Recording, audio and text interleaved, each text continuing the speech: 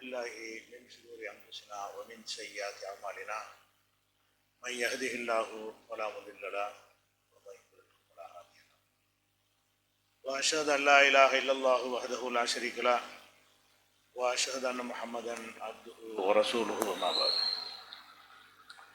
கண்ணியத்திற்குரிய எல்லாம் வல்ல அல்லாஹு ஜல்ல ஷானஹு தஆலாவின் நல்லடியார்களே,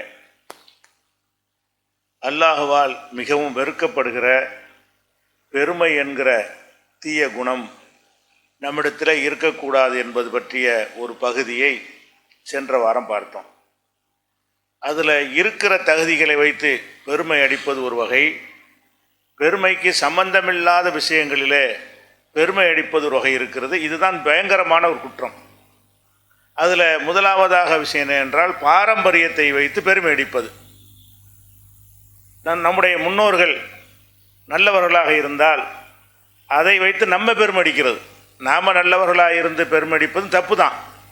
நமக்கு சம்பந்தமில்லாத பாரம்பரியம், குலம், கோத்திரம் இதுக்கெல்லாம் பெருமை இருக்கு நினைப்பது தப்பு என்பதற்கு பெற்றோர்களை வைத்து பிள்ளைகளை வைத்து பெற்றோர்கள் பெருமை அடிக்கக்கூடாது என்ற சான்றுகளை சென்ற வாரம் பார்த்தோம். பெற்றோருக்கு இருக்கிற பெருமையினால் பிள்ளைகளுக்கு அது வருமா? அதை அல்லாஹ் ஏற்றுக்கொள்கிறானா என்றால் அதையும் அல்லாஹ் மறுக்கிறான். இப்போ உலகத்திலேயே அதிகமான காலம் வாழ்ந்த ஒரு இறை தூதர் நூஹ் நபி அவர்கள். 950 வருஷ காலம் அவங்க பிரச்சாரம் பண்ணுறாங்க. அவ்வளவு காலம் பிரச்சாரம் பண்ணியும் கூட அதிகமான மக்கள் ஏற்றுக்கொள்ளவில்லை. அவருடைய மனைவியும் ஏற்றுக்கொள்ளவில்லை. அவருடைய ஒரு மகனும் நூஹ் நபி ஏற்றுக்கொள்ளவில்லை. மகன் எதிரணியில் இருக்கக்கூடிய ஒரு நிலையில் அல்லாஹ்வுடைய வேதனை இறங்குவதாக அறிவிப்பு கிடைத்து மக்களுக்கெல்லாம் அறிவிச்சிடுறாங்க. அல்லாஹ்வுடைய வேதனை இறங்க போகிறது, திருந்தி வரக்கூடியவர்கள் வாருங்கள் என்று சொன்ன பிறகும் வரல, யாரும் வரல. அப்புறம் ஒரு கப்பலை தயார் பண்ண சொல்கிறான். அல்லாஹ் அதன்படி தயாரிக்கிறாரு. எல்லா உயிரினங்கள்லையும் ஒவ்வொரு ஜோடியை அதில் ஏற்றிக்கொள்ளுங்கள் என்று அல்லாஹ் கட்டளை இடுகிறான். அது மாதிரி ஏற்றிக்கொள்கிறாரு. வானத்திலிருந்து மழை கொட்ட ஆரம்பிக்கிறது, பூமியிலேருந்து நீர் பொங்க ஆரம்பிக்கிறது. ரெண்டு தண்ணீரும் சேர்ந்து பெரிய வெள்ளப்பெருளம் ஏற்பட்டவுடனே கப்பல் மிதக்க ஆரம்பிக்கிறது. மிதக்க ஆரம்பித்த உடனே அவருடைய மகன் வெளியே நிற்கிறார், இவர் உள்ளே இருக்கிறார். மகனை அழைக்கிறார். நூஹ் நபி அவர்கள் அந்த பிள்ளை பாசத்தில், அருமை மகனே, நீ கப்பலில் ஏறிக்க, நீ நிராகரிக்கிற கூட்டத்தில் சேராத, கப்பலில் ஏறிக்கன்னா அந்த கொள்கை ஏற்றுக்கிட்டு ஏறணும்னு அர்த்தம். கொள்கை ஏற்றுக்கிறாமல் ஏறக்கூடாது, அதையும் சேர்த்து சொல்கிறாரு. நீ கப்பலில் ஏறி இருக்கமானா உலாத்தக்கும் மால் காஃபிரீன், இந்த நிராகரிப்பாளர் கூட்டத்தை விட்டு விலகி என்னோட ஏறிக்கொள் என்று அவர் சொல்கிறார். அவன் என்ன சொல்கிறான், மகங்காரன், அதெல்லாம் ஏற முடியாது, எவ்வளோ வெள்ளப்பெருக்கு வந்துட போகுது, மலையில் ஏறி கொண்டால் நான் என்னை காப்பாற்றிக்கிறவன், அவ்வளோதான் அவர் நினைக்கிறாம. அந்த ஊரில் ஒரு மலையில் ஏறி நின்று கொண்டோம் என்று சொன்னால் வெள்ளம் நம்மளை பாதிக்காது. ஆவி இலா ஜபலின் யாசிமுனி மினல்மா, வெள்ளத்திலிருந்து பாதுகாக்கும் வகையில் நான் மலையில் ஏறி என்னை காத்துக்கொள்வேன் சொல்லி அவன் ஏற்றுக்கொள்ள மறுத்தான். அடையாளத்தை கண்ட பிறகும் கூட, அல்லாஹ்வுடைய வேதனை வருது என்பதை பார்த்த பிறகும் கூட அதிசயமாக ஒரு கப்பல் செய்கிறாரு, அது மிதக்கிறது. இதெல்லாம் பார்த்தவன யாராக இருந்தாலும் ஏற்றுக்கொள்ளணும். ஆனால் அதை தன்னுடைய மகனை ஏற்றுக்கொள்ளவில்லை என்று ஒரு ரொம்ப கவலைப்படுகிறார். இந்த விஷயத்தை எல்லாம் 11வது அத்தியாயத்தில் 40லேருந்து வரிசையாக 11வது சூறாவில் 40 வசனத்தில் இருந்து இந்த சம்பவங்களை எல்லாம் விரிவாக சொல்லி காட்டுகிறான். இதை சொன்ன உடனே அப்போ தண்ணி அதிகமாகிட்டே இருக்கிறது, மலைக்கெல்லாம் மேலே உயரமாக வருகிறது. அவர் கண்ணு முன்னாடியே மகன் மூழ்கி போகிற காட்சியை பார்க்குறாரு. காப்பாற்ற முடியலை. தண்ணி அதிகமாக அதிகமாக அதிகமாக பயங்கரமான உச்சிக்கு வந்த பிறகு எல்லாரும் மூழ்கிடுறாங்க. அவருடைய மகனும் மூழ்கி போகிற காட்சியை அவர் கண்ணால் பார்க்குறாரு.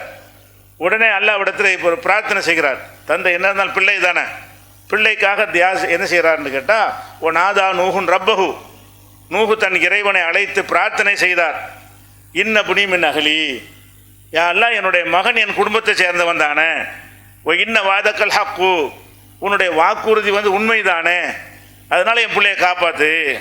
அல்லாஹ் ஒரு வாக்குறுதி கொடுத்துருந்தான், உன்னையும் உன் குடும்பத்தாரையும் காப்பாற்றுவோம் என்று முதல்ல சொல்லியிருந்தான் அல்லாஹ்.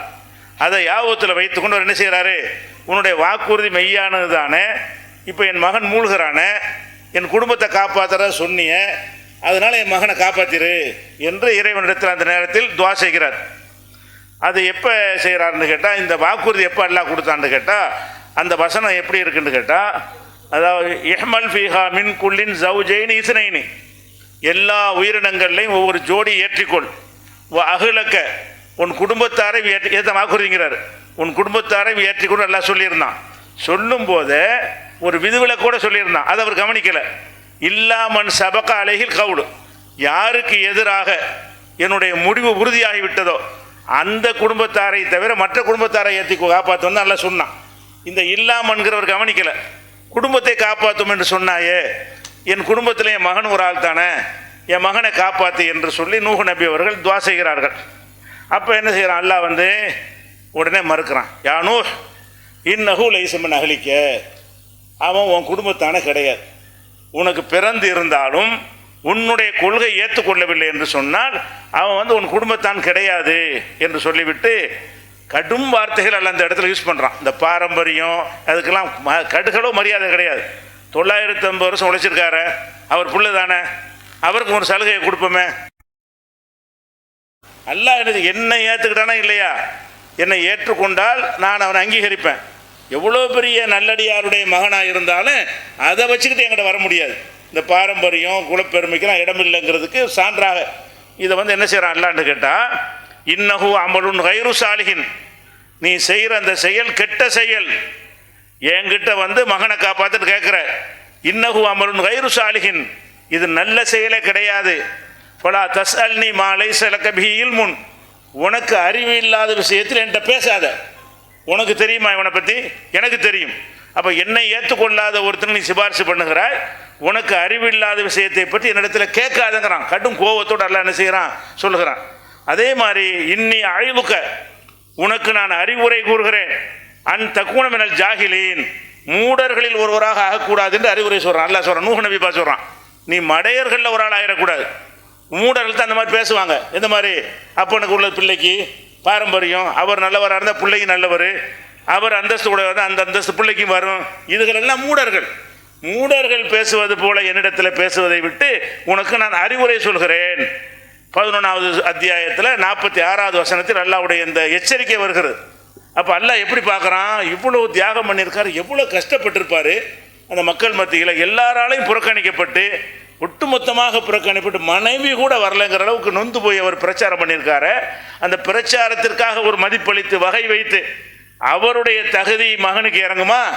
இறங்காது. அவருக்கு இருக்கிற அந்தஸ்தில் கொஞ்சம் மகனுக்கு கிடைக்குமா? கிடைக்காது. அவன் என்ன செய்கிறான், இவர் என்ன செஞ்சார், நூஹ் நபி என்ன செஞ்சார் என்று தான் அல்லாஹ் வந்து அளவிடுவானே தவிர, அவருக்கு இருக்கிற தகுதிகள் கோடிக்கணக்கான தகுதி இருந்தாலும் சரி அது பிள்ளைகளுக்கு இறங்காது.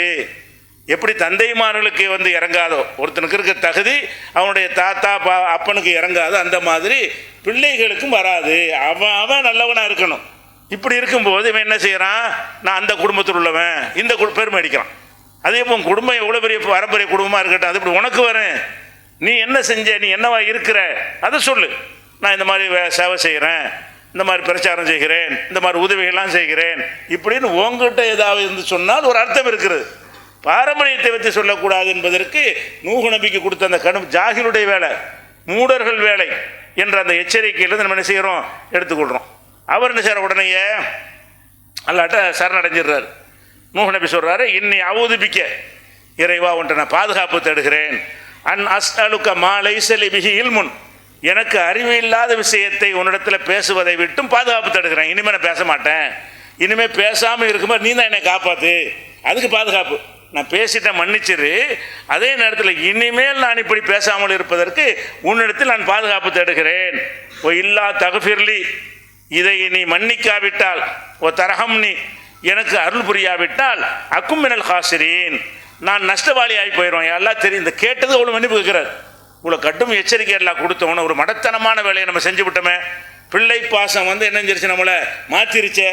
அல்லாஹ் வாக்குறுதி கொடுத்தான் என்பது புரிந்து கொள்ளாமல் தப்பாக புரிஞ்சுக்கிட்டு கேட்டோமே அப்படின்னு சொல்லி அவருக்கு உணர்வு வந்து என்ன செய்கிறாருன்னு கேட்டால், இதை கடும் குற்றமாக எல்லாம் எடுத்துட்டான். என்ன வார்த்தை எப்படி சொல்கிறான், தகுதி இல்லாத பேசாத, உனக்கு எச்சரிக்கை பண்ணுறேன். இதையெல்லாம் பார்த்த உடனே அவர் அரண்டு போய் என்ன செய்கிறாருன்னு கேட்டால், இறைவா நீ என்னை மன்னிக்கவில்லை என்று சொன்னால், ஓ தரகம் நீ எனக்கு அருள் புரியவில்லை என்று சொன்னால், அக்கும் மினல் ஹாசிரீன், நான் நஷ்டவாளியில் ஒரு ஆள் ஆயிடுவேன். இது 11:47 இருக்குது. அப்போ இந்த ஒட்டுமொத்த சம்பவத்தில் நம்ம என்ன விளங்குறோம் என்று கேட்டால், நூஹ் நபி மாதிரி ஒரு சிறந்த ஒரு நபி, அதிகமான மக்களுக்கு அனுப்பப்பட்ட ஒரு நபி, அப்படி ஒரு பிரச்சாரம் பண்ண நபியாக இருந்தாலும் கூட அதன் தகுதி பிள்ளைகளுக்கு வருமா? இதில் நம்ம என்ன இருக்குது, அக்கீதாவே வழங்கி கொள்கிறோம். அவங்க காப்பாற்றுவாங்க, இவங்க காப்பாற்றுவாங்கன்னு நினைக்கிறாங்கல்ல மறுமையில், அது ஒரு பக்கம் இருக்கிறது. அது போக இதில் இன்னொரு விஷயம் விளங்க வேண்டிய விஷயம் என்னன்னு கேட்டால், இதெல்லாம் இல்லாத ஒன்று. இந்த பெருமை அடிக்கிறது இது எப்படி, இதில் என்ன உனக்கு பெருமை இருக்குது? உன் அப்பனோ பாட்டனோ கொள்ளு பாட்டனோ என்னவா இருந்துட்டு போகிறான், அவன் என்னவா இருந்தால் உனக்கு என்ன அதில்? அதை சொல்லி நான் உயர்ந்தவன் என்று இப்படி சொல்லுகிறாய், அதை சொல்லி எனக்கு தகுதி, உனக்குள்ள தகுதி இல்லை, அது யாருக்க உள்ள தகுதி தானே, இப்படிங்கிற ஒரு பாடத்தையும் இதிலிருந்து அக்கீதா கொள்கையும் வழங்கி கொள்கிறோம். ஆனால் பெருமை அடிக்க பாரம்பரியத்துக்கு மதிப்பு இல்லைன்னு வழங்குதா இல்லையா? நூஹ் நபியுடைய பாரம்பரியத்துக்கு மதிப்பு இல்லைன்னா நம்ம பாரம்பரியம் என்ன பாரம்பரியம்? ஒரு பாரம்பரியம் கிடையாது. அதே மாதிரி இப்போ ரசூல் ஸல்லல்லாஹு அலைஹி வஸல்லம் இந்த மிகச்சிறந்த நபியாக நாம் நம்புகிறோம். நமக்கு மறுமையில் சிபாரிசெல்லாம் பண்ணுவார்கள் என்றெல்லாம் நம்ம ஆதாரப்பூர்வ ஹதீஸ் இருக்கு, நம்புகிறோம். அவ்வளோ உயர்ந்த இடத்தில் வைக்கிற ரசூல் ஸல்லல்லாஹு அலைஹி வஸல்லம் அவர்களுக்கு, நீங்கள் அல்லாஹ்வுடைய ரசூலாக இருக்கிறீங்க, ரொம்ப கஷ்டப்படுறீங்க, உங்களை சிறந்தவராக தேர்ந்தெடுத்துட்டேன், அங்கே மறுமையிலே மகாமன் மஹமூதாங்கிறான். மறுமை நாளில் எழுப்பும் பொழுது அசா ஐயபாசக்க ரப்புக்க மகாமன் மஹமூதா, மஹமூத் புகழப்பட்ட ஒரு இடத்துல உன்னை எழுப்புவேன், எல்லாரும் எழுப்பும் பொழுது உனக்கு ஒரு தனி அந்தஸ்து கொடுத்து எழுப்புவேன் என்று குரான்லேயே அல்லாஹ் நபிகள் நாயகம் அவர்களுக்கு வாக்குறுதி கொடுக்குறான். அப்படியான ஒரு அந்தஸ்து வைத்திருக்கக்கூடிய ரசூல் ஸல்லல்லாஹு அலைஹி வஸல்லம் அவர்கள் அவங்களுடைய பிள்ளை, அவங்களுடைய குடும்பம், அவங்களுடைய கோத்திரம் என்பதற்காக வேண்டி அந்த தகுதி உங்களுக்கு வருமா? அதனால் ஏதாவது செய்ய முடியுமா? அதனால் ஏதாவது சலுகை கிடைக்குமா? அல்லாஹ் எடுத்துக்கொள்ள மாட்டான். அதை ரசூலுல்லாஹ்வுடைய வாழ்க்கைன்னு பார்க்குறோம். முதல்ல அல்லாஹ்வுடைய கட்டளை வருகிறது. ரசூலுல்லாஹ்வுடைய நுபுவத்து படிப்படியாக என்ன செய்கிறது, விஸ்தீர்ணமாகிறது. முதல்ல உள்ள கட்டளை என்ன? இக்ர, நீ ஓது, நீ விளங்கிக்க. அது மட்டும்தான் முதல் கட்டளை. இரண்டாவது கட்டளை என்ன? அவங்களா வழங்கி கொண்டு என்ன செய்கிறாங்க, சிந்தித்து கொண்டு இருக்கிறார்கள். பிறகு கட்டளை வருகிறது, அன்திர் அஷீரத்தல் அக்ரபீன், சொந்தக்காரங்களுக்கு மட்டும் சொல்லு. முதல்ல பிரச்சாரத்தை நீ விளங்கிக்க என்பதுதான் ஆரம்பத்தில் நபியாக வரும்போது வந்த வசனம். இக்ர சூரா ஓதுவீராகண்டா நீ படித்துக்கொள் என்று அல்லாஹ் சொல்லுகிறான். பிரச்சாரம் செய்கிற கட்டளை இப்போ வரல. பிரச்சாரம் செய்கிற கட்டளை வரும்போது எப்படி வருது? ஊருக்கெல்லாம் சொல்லாத, ஃபஸ்ட்டு அன்திர் அஷீரத்தல் அக்ரபீன், நீ உன்னுடைய நெருங்கிய சொந்தக்காரங்களுக்கு செய், அதுக்கப்புறம் மக்காவில் உள்ளவங்களுக்கு செய், அதுக்கப்புறம் உலகம் பூரா செய்யு, விஸ்தீர்ணமாகிட்ட வருது. இந்த முதல் கட்டளை வரும்போது, பிரச்சாரம் செய்யக்கூடிய முதல் கட்டளை வந்த உடனே கூப்பிட்றாங்க. சொந்தக்காரங்கண்டா யார்? குறைஷி கூட்டத்தார்கள், பனு ஹாஷிம் கோத்திரத்தார். இந்த ரெண்டு தான் ரசூலுல்லாஹ்வுடைய உறவினர்கள். பனு ஹாஷிம்ங்கிற அந்த கோத்திரத்தார்களும் உள்பிரிவு குறைஷுங்கிற பெருங்கோத்திரமும் தான் அவங்களுடைய குடும்பத்தார். எல்லாரையும் அழைக்கிறாங்க. அழைத்து ஒரு விருந்தெல்லாம் ஏற்பாடு செய்து, முகமது அழைக்கிறாருன்னா வந்துடுவாங்க எல்லாரும். அந்த குடும்பத்திலேயே இவங்க இறை தூதர்னு சொல்வதற்கு முன்னாடி அதிக மதிப்புக்குரியவங்க அவங்க தான். ரசூல் ஸல்லல்லாஹு அலைஹி வஸல்லம் அவர்கள் அல்லாஹ்வுடைய தூதர்னு சொன்னவன தான் எதிரிகள் உண்டானாங்க. அல்லாஹ்வுடைய தூதர்னு சொல்லாமல் ஒரு வியாபாரியாக, மக்களுக்கு சேவை செய்கிறவராக ஒரு வாழ்க்கை இருந்துச்சுல, 40 வயசில் அந்த மாதிரி வாழ்க்கை. அப்படியான நேரத்தில் முகமது கூப்பிட்டானா எல்லாரும் வந்துடுவாங்க. எந்த அளவுக்குன்னு கேட்டால், அந்த குடும்பத்தில் எல்லாரும் வந்தார்கள். யாருக்கு வர முடியவில்லையோ தன் சார்பாக ஒருவரை அனுப்பி வைத்தார்கள். முகமது அழைச்சிட்டாரு என்று சொல்லி அப்படி ஒரு முக்கியத்துவத்தை அல்லாஹ்வுடைய தூதர் என்பதற்காக இல்லாமல் முகமது என்பதற்காக கொடுத்தார்கள். அல்லாஹ்வுடைய தூதருங்கிற கடந்து நம்ம குடும்பத்தில் உள்ளவர் நல்ல வள்ளலாக இருக்கார், பணக்காரராக இருக்கார், நல்ல குணம் உள்ளவராக இருக்கார் அப்படிங்கிறதுக்காக மரியாதை வைத்திருந்தார்கள். அப்போ எல்லாரும் அழைக்கிறாங்க. அழைத்து என்ன செய்கிறாங்க, விருந்து இருந்தெல்லாம் போட்டுட்டு மக்களுக்கு சொல்கிறாங்க. இந்த சஃபா மலையை காட்டி, சஃபான சின்ன குன்று, அந்த குன்றை காட்டி சொல்கிறாங்க, இந்த குன்றுக்கு அப்பால் உங்களை தாக்குவதற்காக பெரிய படை வரப்போகிறது என்று நான் சொல்கிறேன்.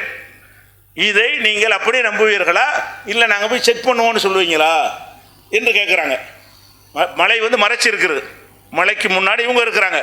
ரசூலுல்லாஹ் அந்த சஃபா குன்றில் ஏறி இந்த பின்னாடி இருந்து ஒரு கூட்டம் உங்களை தாக்குவதற்கு வந்து கொண்டிருக்கிறார்கள் என்று உங்களிடத்தில் நான் சொன்னால் நீங்கள் அப்படியே நம்புவீர்களா? அப்போ எல்லாரும் கோரஸாக சொல்கிறாங்க, கண்டிப்பாக நம்புவோம். மா ஜர்ரப்னா அலைக்க இல்லா சிதுக்கா, உண்மையை தவிர வேற பேசி நாங்கள் பார்க்கல, உங்களை இத்தனை வருஷமாக பார்க்குறோம். பொய்யா சொல்லி ஒரு பொய் சொல்லியிருந்தா இது பொய்ன்னு நினைக்கலாம். 40 வருஷ பேச்சில் ஒரு பொய் நாங்கள் பார்த்ததில்ல. அப்போ மா ஜர்ரப்னா அலைக்க இல்லா சிதுக்கா, உங்கள்கிட்ட உண்மையை தவிர வேற ஒன்றை நாங்கள் பார்க்கவில்லையே, அதனால் நம்புவோம். இருங்க நாங்கள் செக் பண்ணிக்கிறோம் இந்த மலை இந்த தானே இருக்குது ஏறி பார்க்குறோம் என்றெல்லாம் நாங்கள் சொல்ல மாட்டோம், அப்படியே நம்புவோம் என்றார். அப்போ ரசூலுல்லாஹ் உண்மையை தான் நான் சொல்லுவேன், நம்புறீங்கல்ல, இப்போ நான் உங்களுக்கு சொல்கிறேன், நீங்கள் ஓரிரை கொள்கை ஏற்றுக்கொள்ளாவிட்டால், பல தெய்வ வணக்கத்தை விட்டு விலகாவிட்டால் அல்லாஹ்வுடைய வேதனை உங்களுக்கு வரப்போகிறது என்று எச்சரிக்கிறேன் அப்படிங்கிறாங்க. இதையும் நம்பணும்ல, உண்மை தானே சொல்கிறாரு. உடனே என்ன செய்யற, அப்படி கொந்தளிச்சு எல்லாம் குடும்பமே எந்திரிச்சிருச்சு.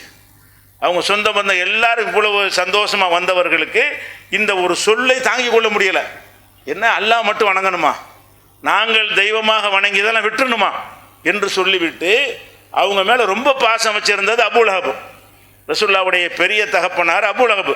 இந்த அபூ லஹப் வந்து அல்லாஹ்வுடைய தூதருங்கிறத கடந்து அவங்க தன்னுடைய சகோதரருடைய மகன் என்பதற்காக ரொம்ப நேசித்த ஆள் யார், அபூ லஹப்.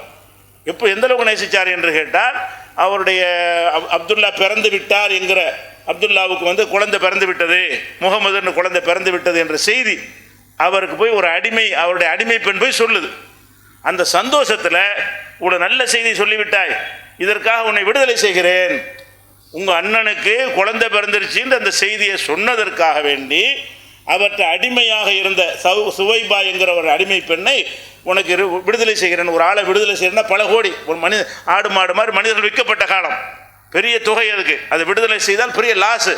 அவ்வளோ பெரிய தொகை இழக்கிறதுக்கு எந்த ஒரு செய்திக்காக வேண்டி, இந்த முகமது பிறந்துட்டதுக்காக வேண்டி, முகமது மீது அவ்வளோ பிரியம், அண்ணன் புள்ளன்னு கொஞ்சி அந்த மாதிரி மகிழ்ந்த அபூ லஹப் என்ன செய்கிறாருன்னு கேட்டால், எந்திரிச்சு கொண்டு தப்பன் லக்க சாயிரலியும், காலமெல்லாம் உனக்கு நாசம் உண்டாகட்டும், அலிஹாதா ஜமாத்தனா, இதற்குத்தான் எங்களை கூப்பிட்டாயா, இதை சொல்வதற்கு முன்னாடி வரைக்கும் உங்களை மாதிரி உண்மையாளர் கிடையாதுன்னாங்க. இதை சொன்ன உடனே உள்ளதுலேயே ரசூலுல்லாஹ்வுக்கு ரொம்ப விருப்பமானல் அந்த ஆள் தான்.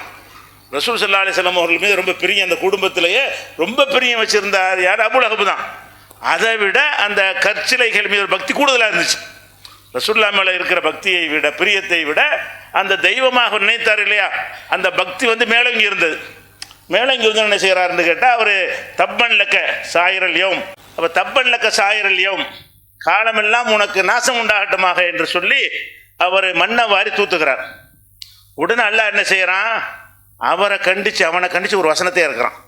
தப்பத் யதா அபீ லஹப், இந்த சின்ன சூறா இருக்குல்ல, தப்பத் யதா அபீ லஹப், அபூ லஹபுடைய 2 கைகளும் நாசமாகட்டும், அவனும் நாசமாகட்டும், நீ என்னுடைய தூதர் மீது மண்ணவாரி வீசி நாசமாக சொல்கிறாயா என்று அல்லாஹ் வந்து எச்சரிக்கை பண்ணுகிறான்.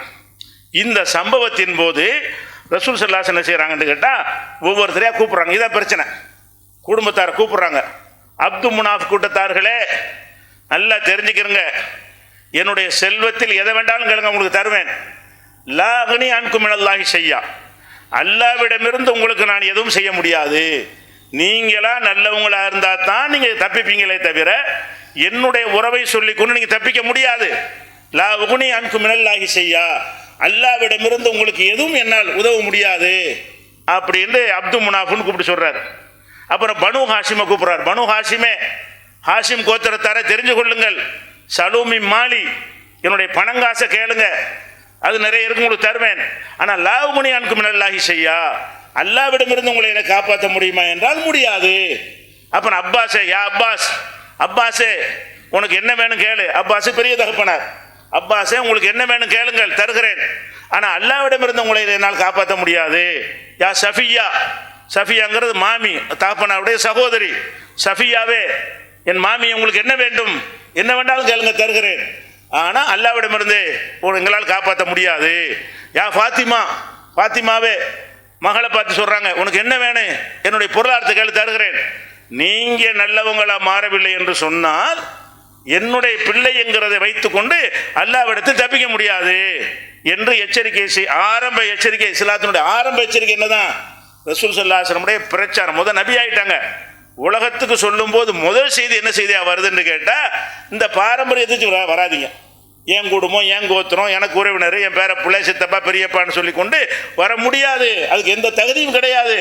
காசு பணம் மட்டும் வாங்கிட்டு போங்க, இதை வைத்து உங்களுக்கு தகுதி கிடைக்குமா, அந்தஸ்து கிடைக்குமா என்றால் கிடைக்காது என்பது தான் முகமது ஸல்லல்லாஹு அலைஹி வஸல்லம் அவர்கள் வைத்த முதல் செய்தி மனித குலத்துக்கு. அப்போ இது புகாரியில் 2753வது ஹதீஸில் இருக்கிறது.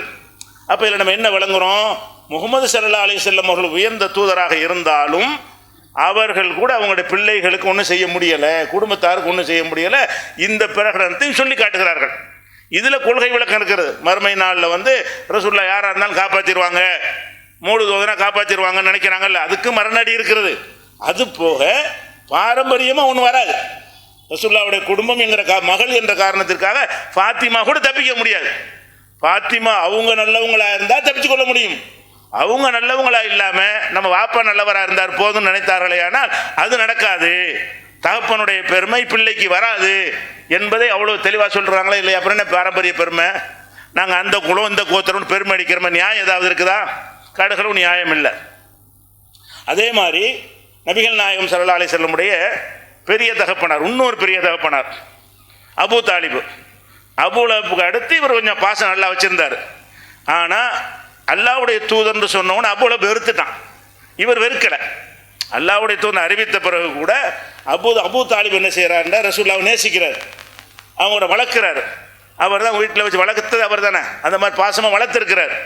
அப்படி இருந்த காரணத்தினால இஸ்லாத்தை சொல்லும் பொழுது எல்லாம் எதிர்த்தா கூட இவர் சப்போர்ட் பண்ணுறார். அபூ தாலிப் மட்டும் என்ன செய்யறாரு, அவர் பிரச்சாரத்துக்கு சப்போர்ட் பண்ணுறார். அவரை அடிக்கக்குள்ள அபூ தாலிப் பயந்து கொடுத்தா ரசூல் நம்மளை கை வைக்கல யாரும். ரசூல் ஸல்லல்லாஹு அலைஹி வஸல்லம் பாதுகாப்பாக இருந்திருக்க காரணம் என்னவா இருந்துச்சுன்னா, அபூ தாலிப் இருக்காரு, அந்த மாதிரி எல்லா வகையிலையும் உடந்தையாக இருந்தார், சப்போர்ட்டாக இருந்தார், உறவை பகைத்து கொள்ளாமல் இருந்தார். மற்ற உறவினர்கள்லாம் ரசூலுல்லாஹ் வெறுத்தது போல் அவர் நடக்கலை. அப்படி இருந்தும் கூட அவர் இந்த கொள்கையை ஏற்றுக்கிற மாட்டேன்ட்டார். அவர் மரண வேலையை நெருங்கிட்டார். அப்போ ரசூல் ஸல்லல்லாஹு அலைஹி வஸல்லம் போய் என்ன செய்கிறாங்க, கடைசி நேரத்தில் சொல்லி பார்ப்போம் என்று அவர் போய் அறிவுரை சொல்வதற்கு வீட்டுக்கு போகிறாங்க. பக்கத்தில் அபூ ஜஹல் எல்லாம் அவரை சுற்றி உட்கார்ந்துருக்கிறாங்க. ரசூலுல்லாஹ் போய் அந்த அபூ தாலிப் போகிறாங்க. அபூ தாலிப் முக்கிய பிரமுகர்னால அந்த ஊர் பிரமுகர்கள்லாம் எல்லோரும் உட்கார்ந்துருக்கிறாங்க. அப்போ ரசூல் ஸல்லல்லாஹு அலைஹி வஸல்லம் என்ன செய்கிறாங்க, ஒரு பகுதியில் உட்காந்துட்டு, என்னுடைய சிறிய தந்தையே குல் லா இலாஹ இல்லல்லாஹ், நீங்கள் லா இலாஹ இல்லல்லாஹ்னு சொல்லுங்கள், அல்லாஹ் மட்டும்தான் தெய்வம்னு சொல்லுங்கள், இந்த கல் மண்ணெல்லாம் கடவுள் இல்லைங்கிறத நீங்கள் ஒத்துக்கிறங்க, அதை வைத்து நான் அல்லாஹ்ட்ட உங்களுக்காக நான் பேசுவேன் அப்படின்னு சொல்கிறாங்க. அது எல்லாத்துக்கும் உள்ளதான், அது அவருக்கு மட்டும் கிடையாது. கடைசி நேரத்தில் ஒருத்தர் களிமா சொல்லிவிட்டாருன்னு சொன்னால் எல்லாம் அழிஞ்சு போய்விடும், எல்லா தவறுகளும் மன்னிக்கப்பட்டு போய்விடும். அதுக்கு பேசலாம், அல்லாஹ்ட்ட பேசலாம், அல்லாஹ் பேசாட்டாலும் கொடுப்பான். ஏன்னா எல்லாத்தையும் இஸ்லாத்தை ஏற்றுக்கொள்வது அழித்து விடும் என்று இருக்கிறது. அந்த அடிப்படையில் சொல்கிறாங்க, நீ லா இலாஹ இல்லல்லாஹ் சொல்லுங்க, நான் உங்களுக்கு அல்லாஹ்விடத்தில் பேசுவேன். இப்படி ஒருத்தவர்கள் ஹதீஸில் வருது. ரசூலுல்லாஹ் விலைக்கு சொல்லிக்கொண்டே இருந்தார்கள். ஒரு பயானே பண்ணிட்டு இருக்கிறாங்க, திருப்பி திருப்பி அந்த ஏகத்துவத்தை பற்றி விலைக்கு எல்லாத்தையும் சொல்லிக்கொண்டே இருக்கிறார்கள். இவங்க சொல்லி முடிக்க அவன் ஆரம்பிக்கிறான், உங்கள் அப்பா எப்படிப்பட்டாலும் தெரியுமா, அப்துல் முத்தலிப், அவருடைய கௌரவம் என்ன தெரியுமா, நீ அந்த வழியில் வந்திருக்கிற, அவர் எந்த மார்க்கத்தில் செத்தார் அந்த மார்க்கத்தில் சாவனு, அதை மட்டும் விட்டுறாதுன்னு சொல்லி அவங்க அபூ ஜஹல் கூட்டம். அபூ ஜஹல் ஒரு பக்கம் பயான் பண்ணுறாங்க, ரசூலுல்லாஹ் ஒரு பக்கம் பயான். ரெண்டு செய்தி அவர்கிட்ட போய்கிட்டே இருக்கிறது. மாற்றி மாற்றி மாற்றி மாற்றி இரு செய்திகளும் அவர் காதில் விழும்போது கடைசி என்ன பண்ணிட்டாருன்னு கேட்டால், இல்லை நான் அப்துல் முத்தலிப் வழியில் நான் இறந்து போகிறேன். இது மிகைத்து விட்டது. அவரை சுற்றி இருந்த தலைவர்களுடைய போதனை மிகைத்து, இல்லை எங்கள் அப்பா வழியில் நான் மௌத்தா போகிறேன் அப்படின்னு சொல்லிட்டாரு, ஏற்றுக்கிற மாட்டேன்ட்டார். அப்போ ஏற்றுக்கிறவன ரசூலுல்லாஹ்வுக்கு தாங்க முடியலை, ஏன்னா அவ்வளோ பாசம் வச்சுருந்தாங்க, இவர் அவ்வளோ சப்போர்ட்டாக இருந்தார். யார் யாரை இஸ்லாத்துக்கு வந்திருக்கிறாங்க, இவர் வராமல் போயிட்டாரே என்று ரசூல் ஸல்லல்லாஹு அலைஹி வஸல்லம் கவலை ஏற்பட்டு என்ன செய்கிறாங்கன்னு கேட்டால், நான் அல்லாஹ் என்னை தடுக்காவிட்டால் உங்களுக்காக நான் பாவ மன்னிப்பு தேடுவேன். அவர்கிட்ட சொல்கிறாங்க, அஸ்தக்ஃபிருன் லக, உங்களுக்காக நான் பாவ மன்னிப்பு தேடுவேன், மாலம் உன்ஹான்க, அது அல்லாஹ் எனக்கு தடுக்காமல் இருந்தால் உங்களுக்காக நான் பாவ மன்னிப்பு தேடுவேன் என்று சொல்கிறாங்க. ஏன்னு கேட்டால் அவ்வளோ சப்போர்ட் பண்ணியிருக்காரு, அவர் தகுதியான ஆள் நினைக்கிறாங்க. அல்லாஹ் அப்படி நினைக்கல. நீ எவ்வளோ தான் உதவியாக இருந்தாலும், உங்களுக்கு சப்போர்ட்டாக இருந்தாலும் இதை ஏற்றுக்கொள்ளணும். ஏற்றுக்கொண்டு வந்தால் தான் அந்த தகுதி கிடைக்கும், இல்லைன்னா கிடைக்காதுன்னு என்ன செய்கிறான், உடனே இதுக்காக ஒரு வசனத்தை இறக்குறான். ரசூலுல்லாஹ் பாவ மன்னிப்பு தேடிவிடக்கூடாது, பெரிய தகப்பனாருக்காக வேண்டி மன்னிப்பு கேட்டக்கூடாது என்பதற்காக வேண்டி, மாக்கானலின் நபி, இந்த நபிக்கும் கூடாது, உள்ளதீன் ஆமனும், நம்பிக்கை கொண்ட மூமின்களுக்கும் கூடாது, யஸ்தக்ஃபிரு லில் முஷ்ரிக்கீன, இணை கற்பித்தவர்களுக்காக பாவ மன்னிப்பு தேடுவது கூடவே கூடாது. உலவுக்கானு உலி குர்பா, அவங்க எவ்வளவு நெருங்கிய உறவினராக இருந்தாலும் சரியே, எவ்வளவு நெருக்கமான சொந்தமாக இருந்தாலும் இணை கற்பித்தாங்கன்னு வைங்க, பாவ மன்னிப்பு கேட்கக்கூடாது என்ற வசனம் இறங்கி அவங்க பாவ மன்னிப்பு தேடுவது தடுத்து விட்டது. அப்போ இதில் நம்ம என்ன விளங்குறோம், அவ்வளோ நெருக்கமான உறவு இருந்தால் கூட அது பயன் தராது. ரசூலுல்லாஹ்வுடைய பெரிய தகப்பனார் என்பது பயன் தராது. ரசூலுல்லாஹ்வுக்கு ரொம்ப நேசத்தை பெற்றவர், பயன் தராது. அனாதையாக நின்ற நேரத்தில் அப்துல் முத்தலிப்புக்கு அப்புறம் எடுத்து வளர்த்தவர், தொழிலை கற்றுக் கொடுத்தவர், வீட்டில் ஒரு அங்கமாக வைத்திருந்தவர். ரசூல் ஸல்லல்லாஹு அலைஹி வஸல்லம் வசதியை 25 வயசில் ஒரு வசதி அடைவதற்கு முன்னாடி வரைக்கும் அவர் தான் அவரை வளர்த்தவர். அவ்வளவுனா இருந்தால் கூட அது உதவுமா? அதனால் வருமா? தகுதி வருமானா? வராது. நீ இந்த இஸ்லாத்தில் ஒரு விஷயத்தை நீங்கள் பெருமை அடிப்பதாக இருந்தால் உங்ககிட்ட அது இருக்க வேண்டும். உங்கள் அப்பாட்ட இருந்தால் பத்தாது, உங்கள் சித்தப்பாட்ட இருந்தால் பத்தாது, உங்கள் அண்ணன் பிள்ளைகிட்ட இருந்தால் பத்தாது, உங்கள்கிட்ட இருக்க வேண்டும் என்கிற செய்தியை அழுத்தம் திருத்தமாக ரசூல் ஸல்லல்லாஹு அலைஹி வஸல்லம் அவர்கள் இதை சொல்லுகிறார்கள். இது புகாரியில் நிறைய இடத்துல இருக்கிறது. 3884வது ஹதீஸில் பார்க்கலாம். அப்போ இந்த பாரம்பரிய பெருமைங்கிறதுக்கு எந்த ஒரு அர்த்தமே இல்லை. அறிவுபூர்வமாக சிந்தித்தாலும் இது பெருமடிக்க வேண்டிய என்ன இருக்குது? அவன் நல்லவன் இருந்தால் உனக்கு என்ன? அப்படின்னா எல்லாருமே ஆதமுடைய மக்கள் பெருமடிச்சுட்டு போயிடலாமே. நம்ம எல்லாரும் யார்? எல்லாரும் ஆதமுடைய நபியுடைய மக்கள் தான். அம்பிட்டு போயிடும். அப்போ சமமாக போயிட்டோம்ல எல்லாரும். அப்புறம் என்ன பெருமை இருக்குது? அதனால் இந்த பெருமையுடைய வாசலை நினைஞ்சிருச்சு. இஸ்லாம் பாரம்பரியத்தை வச்சு அடிக்கக்கூடாது. ரசூலுல்லாஹ் கேட்குறாங்க சில பேர், மன் அக்ரமுன்னாஸ், மக்கள்லே ரொம்ப மரியாதைக்குரிய ஆள் யார் கேட்குறாங்க. ரசூலுல்லாஹ் கேட்குறாங்க, மக்கள்லையே அதிக மரியாதைக்குரியவர் யார்? அப்போ ரசூல் ஸல்லல்லாஹு என்ன செய்கிறாங்கன்னு கேட்டால், அதிகமாக அல்லாஹ்வை அஞ்சுறவர் என்ற ஒரு பதிலை சொல்கிறாங்க. இதை பற்றி கேட்கல, நாங்கள் யார் ஆளை பற்றி கேட்குறோங்கிறாங்க. இது ஒரு பொதுவாக சொல்கிறாங்கல்ல, இஸ்மாயில் பேரை சொல்லுவாங்கன்னு கேட்குறாங்க. அப்போ மனிதர்களில் ரொம்ப சிறந்தவர் யார்? மன் அக்ரமுன் நாஸ்ன்னு கேட்ட உடனே அத்துக்காக்கும், யார் உங்களில் ரொம்ப தக்குவா இருக்கிறதோ, இறையச்சம் இருக்கிறதோ அவர் தான் சொல்கிறாங்க. அப்போ ரசூல் ஸல்லல்லாஹு அலைஹி வஸல்லம் சஹாபாக்கள் கேட்குறாங்க, லைஸா அன்ஹாதா நஸ்அலுக, இதை நாங்கள் கேட்கல, நாங்கள் வேறு ஆன்சர் எதிர்பார்க்குறோம் அப்படின்ன உடனே ரசூலுல்லாஹ் சொல்கிறாங்க, இந்த பரம்பரையை எதிர்பார்க்குறீங்களா அப்படின்னு சொல்கிறாங்க. ரொம்ப சிறந்தவர் யாருன்னு கேட்டால் யூசுப் தான். ஏன்னா அவர் நபியாக இருந்தார். அவர் மட்டும் நபியாக இல்லை, அவருடைய தகப்பனார் நபியாக இருந்தார். யார்? யாக்கூப். அவர் மட்டும் நபியாக இல்லை, அவர் தகப்பனார் இஸ்ஹாக் நபியாக இருந்தார். அவர் மட்டும் நபியாக இல்லை, அவர் தகப்பனார் இப்ராஹிம் நபியாக இருந்தார். அதான் இவரும் நபியாக இருந்தனால சிறப்பு. இது மாதிரி இப்ராஹிமுடைய பேரப்புள்ளை நிறைய பேர் இருந்திருக்கிறாங்க, அவங்களெலாம் வர முடியலை. யூசுஃபுக்கு எதனால் சிறப்புன்னு கேட்டால், அவர் நபி, அவர் தகப்பனார் நபி, அவர் பாட்டனார் நபி, கொள்ளுப்பாட்டார் நபி. இப்ராஹிம்கிட்டேருந்து வந்தால் இப்ராஹிம், அவர் மகன் இஸ்ஹாக்கு, அவர் மகன் யாக்கூபு, அவருடைய மகன் யூசுஃப். அப்போ ரசூலுல்லாஹ் இதை சொல்லி என்ன செய்கிறாங்கன்னா, நபியுல் அல்லாஹ்வுடைய நபியாக இருக்கிறாரு, இப்னு நபி இல்லா, அல்லாஹ்வுடைய நபிக்கு மகனாக இருக்கிறாரு, அவர் இப்னு நபி இல்லா, அவர் ஒரு நபிக்கு மகனாக இருக்காருன்னு இப்படி பட்டியலை போட்டு இவர் தான் சிறந்த ஒரு உலகத்தில் படைக்கப்பட்டதுலையே பரம்பரை பெருமை அடிக்கிறார் இவர் ஒரு ஆள் தான். ஏன்? இவர்கிட்ட இருக்குதுல பரம்பரைன்னா இப்ராஹிம் பேரங்கிறதுக்காக இல்லை, இவரும் நபியாக இருந்ததுனால. இப்படி ஒரு ஆளை சொல்வதாக இருந்தால் அவரிடமும் இருந்தால் அது பெருமை அடிக்கலாம். இப்போ நீங்கள் ஒரு நல்லடியாராக இருந்து உங்கள் தகப்பனா நல்லடியார், அப்படி அதே மாதிரி இருந்தால் அப்போ ஒரு பெருமை அடிக்க நியாயம் இருக்குது. அப்படி சொல்வதாக இவர் தான் சொல்லலாம் என்று ரசூல் ஸல்லல்லாஹு அலைஹி வஸல்லம் சொல்கிறாங்க. அவங்க சஹாபாக்களுக்கு இதை பற்றி நான் கேட்கல, இதுவும் கேட்கல, இதை பற்றி நான் கேட்கல, வேறு எதை கேட்குறீங்கன்னு சொல்லிட்டு, அப்போ பொதுவாக சமுதாயத்தில் இந்த பரம்பரையாக ஒருத்தர் நல்லவர் இருக்குது, அதை பற்றி கேட்குறீங்களா என்று கேட்டுவிட்டு சொல்கிறாங்க, அதை பற்றி கேட்டீர்களே ஆனால் ஹியாருஹும் ஃபில் ஜாஹிலியா ஹியாருஹும் ஃபில் இஸ்லாம், அவர் அறியாமை காலத்தில் நல்லவராக இருந்தாரையானால் இஸ்லாத்திற்கு வந்த பிறகும் நல்லவராக இருந்து இதா ஃபக்ஹு மார்க்க சட்டத்தை புரிந்து கொண்டார்களே ஆனால் அவர்கள் சிறந்தவர்கள். அவர்கள்ட்ட அந்த கேரக்டர் இருந்தால் தான் சிறந்தவர்கள். நாங்கள் ஜாகிலியா காலத்தில் எங்கள் முன்னோர்கள்லாம் நல்ல பாரம்பரியத்தில் உள்ளவங்க நீ பெருமை அடிக்க முடியாது. அந்த பெருமை அடிக்கிறதா இருந்தால் உங்களிடமும் அது வந்து விட்டது என்று சொன்னால் அது நீங்கள் சொல்லிக்கொள்ளலாம், சிறந்தவன் சொல்லலாம் என்று ரசூல் ஸல்லல்லாஹு அலைஹி வஸல்லம் விளக்குகிறார்கள். அப்போ இதில் நம்ம என்ன விளங்குறோம்? பாரம்பரியமாக எதுவும் மனுஷனுக்கு வராது, இதை வழங்கிக் கொள்ள வேண்டும். இது குறித்து இன்னும் பல செய்திகள் இன்ஷா அல்லாஹ் அடுத்தடுத்த வாரம் பார்க்கலாம்.